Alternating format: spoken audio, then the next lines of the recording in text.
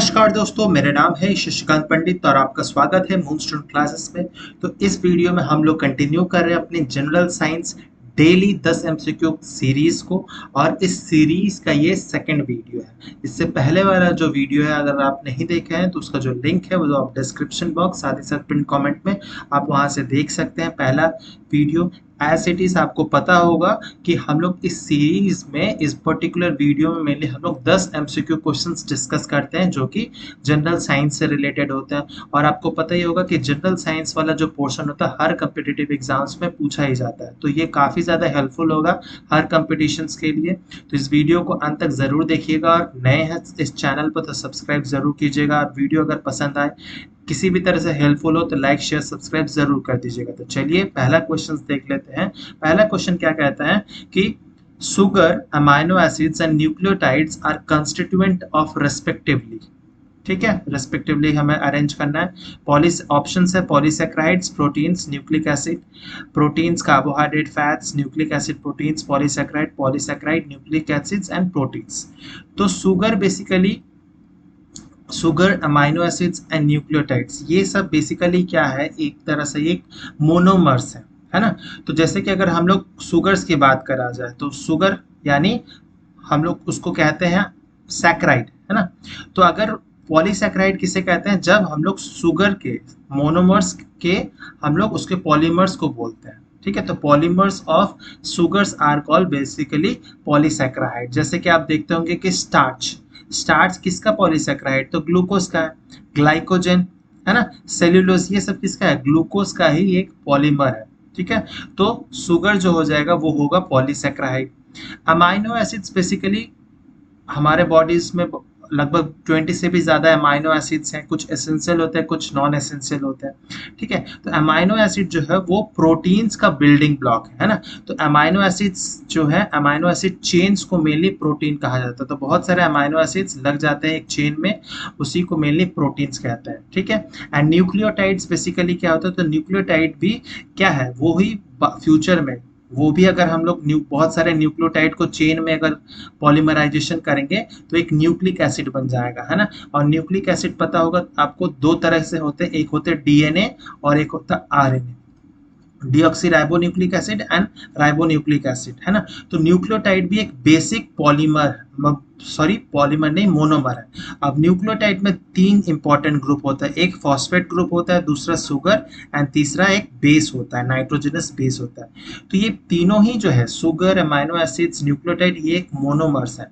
अगर इसका पॉलीमराइजेशन किया जाएगा तो सुगर का पॉलीमराइजेशन से पॉलीसैक्राइड आएगा, अमाइनो एसिड्स के प्रोटीन आएगा एंड न्यूक्लियोटाइड से न्यूक्लिक एसिड बनेगा। तो ऑप्शन नंबर ए जो है हमारा करेक्ट आंसर हो जाएगा। ठीक है, नेक्स्ट क्वेश्चन नंबर सेकंड पे मूव करते हैं कि which of the following is an alkaline earth metal. Alkaline earth metal options क्या है, potassium, lead, copper and calcium. ठीक है, तो ये पीरियोडिक टेबल है, आपने केमिस्ट्री में कभी ना कभी तो पढ़ा ही होगा। तो इसमें बहुत सारे देख सकते हैं कि जो ये वर्टिकली ऐसे करके है एलिमेंट्स अरेंज्ड है, उसको मेनली कहा जाता है ग्रुप्स। ठीक है, तो टोटल कितने ग्रुप्स है पीरियोडिक टेबल में, तो 18 ग्रुप्स होते हैं।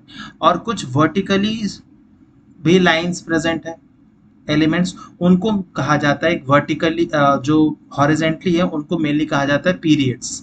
ठीक है, तो there are 7 periods and 18 groups. ठीक है, अगर ग्रुप वाइज बात किया जाए तो जो पहला ग्रुप है जिसमें hydrogen, lithium, sodium, potassium, rubidium, caesium, francium आता है, इसको मेनली कहा जाता है एल्कली मेटल्स कहा जाता है। इस ग्रुप को एल्कली मेटल्स कहा जाता है। फिर जो सेकंड ग्रुप है beryllium, magnesium, calcium, strontium, barium, radium, ये जो है यही है हमारा एल्कलाइन अर्थ मेटल्स। तो ऑप्शन में देख सकते हैं ऑप्शन क्या होगा, तो कैल्शियम जो होगा सही आंसर होगा। तो alkaline earth metal second group को कहा जाता है और पहला और दूसरा ग्रुप को मिलाकर कहा जाता है what, this first and second group are called S block. Similarly जो यहाँ से है 13 नंबर ग्रुप से लेकर 18 नंबर ग्रुप है, उसको पी ब्लॉक कहा जाता है। एंड जो ये बीच में है ना, जो 3 से लेकर 12 तक जो ग्रुप्स है उसको डी ब्लॉक कहा जाता है। और नीचे में जो 2 है लैंथेनॉइड्स और एक्टिनॉइड्स, उन्हें एफ ब्लॉक कहा जाता है। तो 4 ब्लॉक्स होते हैं मॉडर्न पीरियोडिक टेबल में। पहला 2 ग्रुप जो है उसको एस ब्लॉक में रखा गया है, फिर लास्ट के जो 13 से लेकर 18 ग्रुप है उसको पी ब्लॉक में रखा गया है, और एस और पी के बीच में जो एलिमेंट्स है उसको डी ब्लॉक कहा गया है, और जो नीचे दो अलग अलग है लैंथेनॉइड्स और एक्टिनॉइड्स उन्हें एफ ब्लॉक किया गया। तो टोटल कितने हैं, 118 एलिमेंट्स हैं, और बहुत सारे ऐसे डिस्कवर्ड भी किए जा रहे हैं। ठीक है, तो ये पता होना चाहिए कुछ कुछ आपको कि एल्कली मेटल्स के एग्जांपल कौन कौन से हैं, एल्कलाइन अर्थ मेटल्स के। सिमिलरली नोबल गैस के भी बहुत बार पूछा जाता है। नोबल गैस यानी 18वां जो ग्रुप है, 18th ग्रुप जो है वो नोबल गैस है, जैसे helium, neon, argon, krypton, xenon, radon, है ना। तो ये हमारे नोबल गैसेस हैं। तो ऐसे कुछ कुछ ग्रुप्स आपको पता होना चाहिए। तो इसका सही जो आंसर है option number D. Third question पे मूव करेंगे। थर्ड क्वेश्चन क्या कहता है, which of the following test is used for the diagnosis of color blindness in people। ठीक है, कलर ब्लाइंडनेस को टेस्ट के लिए कौन सा होता है, Ishihara test, Widal test, ELISA test या रॉसर टेस्ट। ठीक है, तो इसका सही आंसर जो होगा आपको इस फोटो से पता चल जाता होगा कि ये बेसिकली इशिहारा टेस्ट से ही पता चलता है कलर ब्लाइंडनेस। तो कलर ब्लाइंडनेस इसको बहुत बार कहा जाता है कलर विजन डेफिशिएंसी। ठीक है, तो वैसे पर्सन्स जिनके जो रेटिना होते हैं, रेटिना में दो पिगमेंट्स मेनली प्रेजेंट होते हैं, रॉड्स एंड कोन्स। तो जिनमें कोन्स का कंसंट्रेशन जो है वो कम हो जाता है।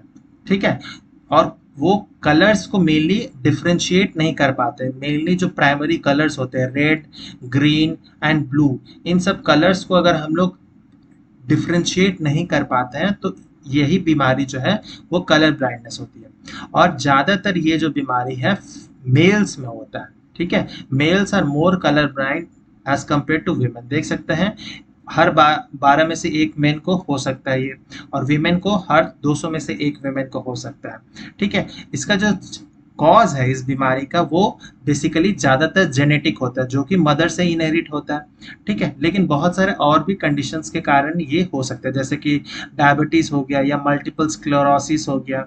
फिर जब बुढ़ापा आता है ड्यू टू एजिंग भी, जब हम लोग बहुत सारे ड्रग्स, मेडिकेशंस, या फिर हम लोग आई की कोई सर्जरी करवाए हैं या रेडिएशन थेरेपी, कैंसर हुआ है किसी को, तो उस केस में भी कलर ब्लाइंडनेस होने के बहुत चांसेस होते हैं। तो इशिहारा टेस्ट में ऐसे करके आपको फोटोज मिलते हैं। इसको मेनली इशिहारा प्लेट्स कहते हैं, एक सिंगल सिंगल को प्लेट्स कहते हैं। तो इसमें क्या होता है, नंबर्स दिए गए हैं, जैसे कि आप देख सकते हैं इसमें 7 लिखा हुआ है ना, इसमें 8 लिखा हुआ है। तो बेसिकली वही आइडेंटिफाई करना पड़ता है कि आप इस नंबर को आइडेंटिफाई कर पा रहे हैं कि नहीं। अगर आप इस नंबर्स को अलग अलग नहीं कर पा रहे हैं तो आप समझ सकते हैं कि हाँ may be you are colour blind. ठीक है, तो ये सब आप खुद भी प्रैक्टिस कर सकते हैं, ये सब देखकर आइडेंटिफाई कर सकते हैं। तो इसका सही आंसर होगा ऑप्शन नंबर ए।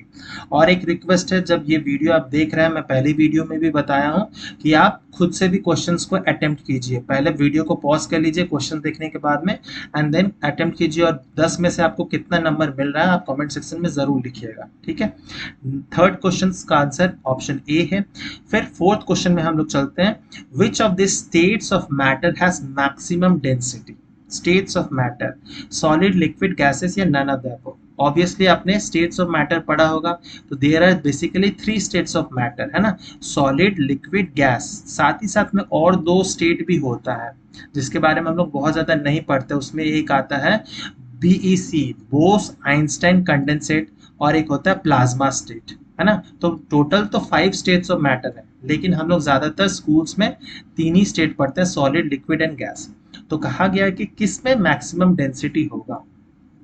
ठीक है, तो इसका सही आंसर तो बहुत इजी है कि ऑप्शन नंबर ए, सॉलिड्स का जो होता है डेंसिटी ज़्यादा होता है। क्यों? क्योंकि सॉलिड जो होते हैं उनके जो मॉलिक्यूल्स होते हैं वो बहुत ज़्यादा कॉम्पैक्ट होते हैं, है ना। इंटरसेल्युलर जो स्पेस होता है इनमें स्पेस बहुत कम होता है, ये बहुत टाइटली पैक्ड होते हैं। सबसे लूजली बाउंड होते हैं गैसेस, इसीलिए इनमें रैंडम मोशन होता है। ठीक है, तो इसका सही आंसर, क्योंकि टाइटली पैक्ड है उसकी डेंसिटी ज़्यादा होती है। तो डेंसिटी का ये भी एक फॉर्मूला है, आपको याद रखना है, density is equal to mass upon volume. कभी कभी क्वेश्चंस दिए जाते हैं इससे रिलेटेड भी। ठीक है, तो ये बेसिक चीज़ें आपको पता होनी चाहिए। सबसे ज़्यादा डेंसिटी जो होगा सॉलिड का होगा, देन लिक्विड, एंड गैस जो है सबसे लाइटर होगा।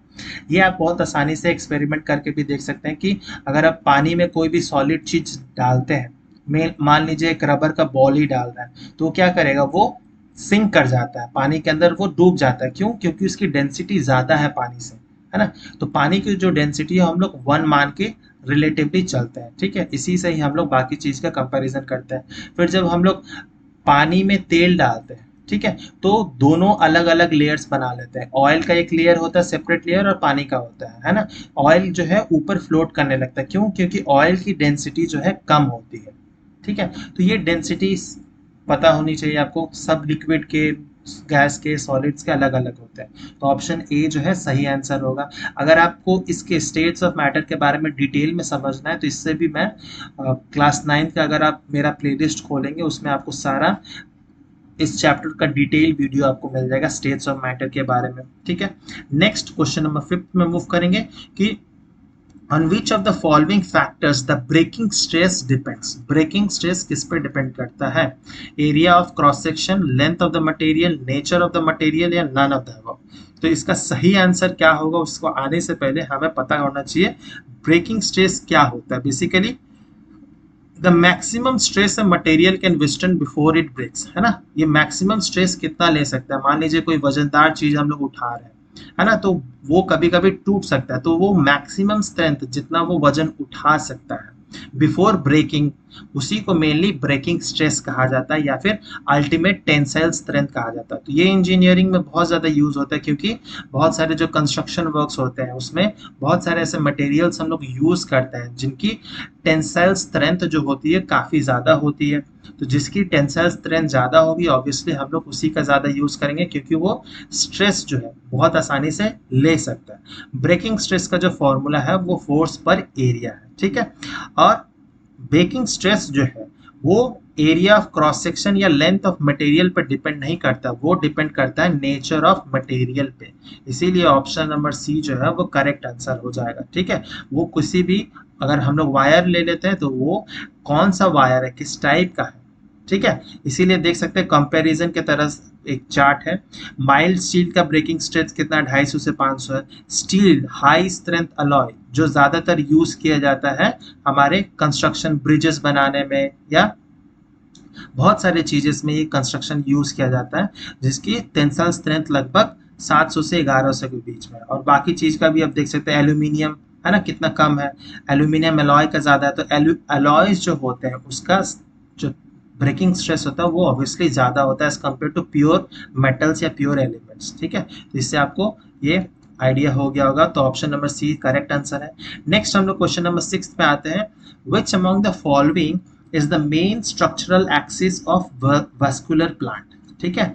Main structural axis thallus, leaf, stem या फ्लावर। तो इसका सही आंसर क्या होगा? तो ऑप्शन नंबर सी जो होगा स्टेम, ठीक है। स्टेम जो है वो main structural axis of vascular plant है। वेस्कुलर प्लांट यानी मेनली जिसको जिम्नोस्पर्म्स कहा जाता है, जिसके पास में वेस्कुलर बंडल्स प्रेजेंट होते हैं, ठीक है। वेस्कुलर कैम्बियम्स प्रेजेंट होते हैं। वेस्कुलर कैम्बियम्स यानी जाइलम एंड फ्लोएम प्रेजेंट होता है, क्योंकि ये दो कॉम्प्लेक्स ऐसे टिश्यूज हैं प्लांट के जो बहुत ज्यादा कंडक्शन में रोल प्ले करते हैं। जैसे जाइलम क्या करता है? तो वो न्यूट्रिएंट्स, मिनरल्स और हमारे जो पानी होता है वो पेड़ के ऊपर तक पहुंचाता है। तो ये कौन काम करता है? ये जाइलम। फिर फ्लोएम का क्या काम है? जब खाना बन जाता है, लीव्स में अगर खाना बन जाता है तो उसको सब जगह तक पहुंचाना, ये काम कौन सा करता है? तो ये फ्लोएम करता है, ठीक है। तो जाइलम का जो फ्लो है वो यूनिडायरेक्शनल है, वो नीचे से ऊपर जाता है, लेकिन फ्लोएम का जो फ्लो है वो बाई डायरेक्शनल है। ये आपको बेसिक डिफरेंस पता होना चाहिए। तो ये कहाँ होता है? तो ये ज्यादातर स्टेम में ही होता है, ठीक है। तो इसका सही आंसर जो होगा ऑप्शन नंबर सी हो जाएगा, ठीक है। नेक्स्ट क्वेश्चन नंबर 7 पे चलते हैं। The decrease in the yield of tomato recently in India is attributed to which of the following? आप रिसेंटली देख रहे होंगे कि टमाटर के दाम जो है वो बहुत सेंचुरी पार हो चुका है ना। तो ये क्यों हो रहा है, और तो ये इसका कारण मेनली क्या है? तो एल नीनो इफेक्ट, या फिर tomato mosaic virus, land mining in western Ghats, या लॉस ऑफ सॉइल फर्टिलिटी, ठीक है। तो इसका जो अभी का जो रीजन है ये है, इसका सही आंसर होगा टोमेटो मोजाइक वायरस, ठीक है। ये एक ऐसा वायरस है जो टमाटर के जो प्लांट होते हैं उसको इफेक्ट करता है। और आप देख सकते हैं टमाटर जो है किस तरह से ये हो रहा है। और ये जो टमाटर है कोई इंसान क्या, ये कोई जानवर भी नहीं खा सकता है ना। तो tomato mosaic virus is a plant pathogenic virus, वो प्लांट के प्रोडक्शन को कम करता है। देख सकते हैं ठीक है।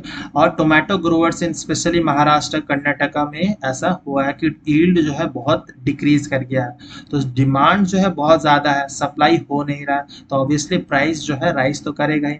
टोमेटो मोजाइक वायरस जो है वो कौन सा फैमिली से है, तो विरगा विरिडिए फैमिली है वायरस का एक, ठीक है, जो कि tobacco Mosaic virus TMV virus जो उसी से ही रिलेटेड वो फैमिली, ठीक है। तो इसका सही आंसर जो हो जाएगा option number B, tomato mosaic virus. Next question number 8 पे आते हैं कि which among the following is known as white vitriol, ठीक है। व्हाइट विट्रियॉल किसको कहा जाता है, zinc sulphate, zinc chloride, zinc phosphate, zinc oxide. Obviously option से तो पता चल गया जिंक तो होगा ही, लेकिन सल्फेट, क्लोराइड, फॉस्फेट या ऑक्साइड। तो जहां पर भी आप विट्रॉल देखेंगे तो विट्रॉल बेसिकली केमिकली होता है हाइड्रेटेड सल्फेट होता है, ठीक है, वो सल्फेट प्रेजेंट होता है उसमें, ठीक है। तो मोस्ट ऑफ द विट्रॉल्स का जो है बहुत ज़्यादा इंपॉर्टेंट अलग अलग इंडस्ट्रीज में यूज है, लेकिन कुछ कॉमन विट्रॉल्स होते हैं जैसे कि ब्लू विट्रॉल्स। ब्लू विट्रॉल किसको कहा जाता है, तो कॉपर सल्फेट, ठीक है। तो जैसे कि फॉर्मूला है CuSO4। फिर ग्रीन विट्रॉल कहा जाता है ferrous sulphate, iron sulphate basically FeSO4। White vitriol जो है उसको जिंक सल्फेट कहा जाता है, तो इसीलिए इसका सही आंसर जो होगा option number A, zinc sulphate will be correct answer. फिर ऑयल ऑफ विट्रॉल जो है वो सल्फ्यूरिक एसिड को भी कहा जाता है H2SO4, ऑयल ऑफ विट्रॉल। और एक विट्रॉल होता है जिसको कहा जाता है रेड विट्रॉल। तो रेड विट्रॉल जो होता है वो उसका केमिकल नाम जो है वो है कोबाल्ट सल्फेट। तो जहां पर भी आपको ऐसे मिल जाएगा सल्फेट, वो समझ लीजिए विट्रॉल है। तो ये चारों में से कुछ भी पूछा जा सकता है, blue vitriol, green vitriol, white vitriol, red vitriol, या फिर ऑयल ऑफ विट्रॉल भी पूछा जा सकता है। तो oil of vitriol is basically sulphuric acid H2SO4, ठीक है। तो ऑप्शन नंबर ए सही आंसर है। नेक्स्ट क्वेश्चन नंबर 9 देखते हैं, which among the following is a common and product of anaerobic respiration, ठीक है। Common and product of anaerobic respiration, acetic acid, carbonic acid, lactic acid and hydrochloric acid. तो सबसे पहले तो समझना होगा एनारोबिक रेस्पिरेशन क्या होता है, ठीक है। तो रेस्पिरेशन बेसिकली दो टाइप के होते हैं, एक होता है एरोबिक और दूसरा होता है एनारोबिक, ठीक है। एरोबिक में क्या होता है, जो रेस्पिरेशन होता है, ठीक है, वो बेसिकली ऑक्सीजन के प्रेजेंस में होता है, ऑक्सीजन प्रेजेंट रहता है। लेकिन एनारोबिक क्या होता है, जब ऑक्सीजन जो होता है वो एब्सेंट होता है, ठीक है। तो इसमें मेनली क्या होता है, लैक्टिक एसिड का फॉर्मेशन होता है। इसीलिए देखते होंगे जब बहुत सारे जो एथलीट्स होते हैं, स्पेशली जो जिसमें फिजिकल डिमांड बहुत जाता है, जैसे देखते होंगे क्रिकेट, टेस्ट क्रिकेट जब होता है तो बैट्समैन जब बहुत ज़्यादा बॉल करता है या बहुत ज़्यादा फील्डिंग कर रहा है, बैटिंग कर रहा है, तो उसको क्रैम्प्स आने लगते हैं, है ना। तो ये क्रैम्प्स जो आता है, या फिर जो एथलीट्स होते हैं उनको बहुत ज़्यादा क्रैम्प्स आता है, वो क्यों आता है, क्योंकि लैक्टिक एसिड का फॉर्मेशन हो जाता है। क्योंकि जो ग्लूकोज हम लोग का एनर्जी बनाता है, अगर उसको ऑक्सीजन नहीं मिलेगा तो वो लैक्टिक एसिड बना देता है, ठीक है। और लैक्टिक एसिड के फॉर्मेशन के कारण ही क्या होता है, हमारा लैक्टिक क्रैम्प्स होता है, हाँ। और ये कब होता है, जब ऑक्सीजन का एब्सेंट होता है। तो जब ऑक्सीजन नहीं होता है तब हम लोग कहते हैं एनारोबिक रेस्पिरेशन। तो इसका सही आंसर जो होगा option number C, lactic acid होगा। फिर क्वेश्चन नंबर 10 देखते हैं, which among the following is correct regarding haemophilia. Haemophilia एक बीमारी है, ठीक है। तो क्या है, ऑप्शन है the disease is carried by females and expressed by males, the disease is carried by males and expressed by females, the disease is carried by males and females and expressed by males, none of the above। तो सबसे पहले तो haemophilia जो है उसके बारे में आपको समझना पड़ेगा बेसिकली। तो हेमोफीलिया जो है वो एक जेनेटिक डिसऑर्डर है, जेनेटिक ब्लीडिंग डिसऑर्डर है। इसमें क्या होता है, मान लीजिए किसी भी एक पर्सन को हेमोफीलिया है, अगर उसको बाई चांस कट लग जाता है बॉडी में, कहीं पे भी किसी कारण से उसको कट लग जाता है और उसका ब्लड फ्लो रुकता ही नहीं है, वो ब्लड फ्लो होते रहता है। जैसे नॉर्मली अगर हम लोग को कट लगता है तो 2 से 8 मिनट के अंदर में हमारा ब्लड जो है क्लॉट हो जाता है, ब्लड सूख जाता है, ब्लड फ्लो बंद हो जाता है। लेकिन इस बीमारी में क्या होता है, ब्लड फ्लो जो है वो रुकता ही नहीं है, ब्लड लॉस हो जाता है और अल्टीमेटली अगर सही समय पे इलाज ना हुआ तो डेथ भी हो जाएगी। तो वैसे पेशेंट में मेनली क्या होता है, क्लॉटिंग फैक्टर जो होता है, ब्लड में जो क्लॉटिंग फैक्टर होता है फिब्रिनोजेन बेसिकली, ये क्लॉटिंग फैक्टर एब्सेंट रहता है, ठीक है, वो प्रोटीन ही नहीं रहता है। तो प्रोटीन नहीं रहेगा तो ये एंजाइम्स नहीं बनेगा, और एंजाइम नहीं होगा तो ये क्लॉटिंग फैक्टर नहीं होगा, क्लॉटिंग फैक्टर नहीं होगा तो पेशेंट का ब्लड क्लॉट कभी नहीं करेगा, वो फ्लो होते रहेगा और लूज होते रहेगा और मर जाएगा अल्टीमेटली। ठीक है, हेमोफीलिया जो है क्वाइट रेयर बीमारी है। ठीक है, और क्योंकि 10,000 में से एक को होने की उम्मीद रहती है, ये जो है इनहेरिटेड है ना, क्योंकि ये जेनेटिक बीमारी है। तो ये जो होता है मेनली इसको x linked recessive inheritance disorder भी कहा जाता है। क्यों एक्स लिंक? तो आपको पता होगा कि मेल के पास जो सेक्स क्रोमोसोम है वो एक्स वाई होते हैं, एंड फीमेल के पास जो सेक्स क्रोमोसोम होता है वो डबल एक्स होता है, एक्स एक्स होता है।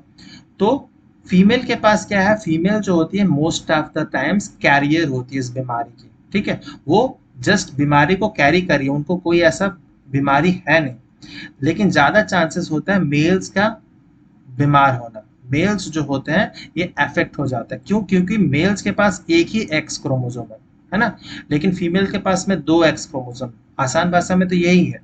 फीमेल्स बहुत रेयर ही होता है जब फीमेल्स इस बीमारी को सचमुच इन फीमेल्स में होता है, ज्यादातर ये मेल्स में ही होता है। और ये कहाँ से? मदर से ही आता है। जब मदर कैरियर रहती है इस बीमारी की तभी ये मेल्स में होता है। ठीक है, और फीमेल्स में होने का चांस बहुत कम है। फीमेल्स में तभी होगा जब मदर कैरियर रहेगी या फादर जो होगा इस बीमारी को इनहेरिट करता होगा, तभी उस केस में जो डॉटर होगी वो हो सकता है, लेकिन ये बहुत बहुत रेयर होता है। ठीक है, तो ऑप्शन सही कौन सा होगा? तो the disease is mainly carried by females and expressed by mails.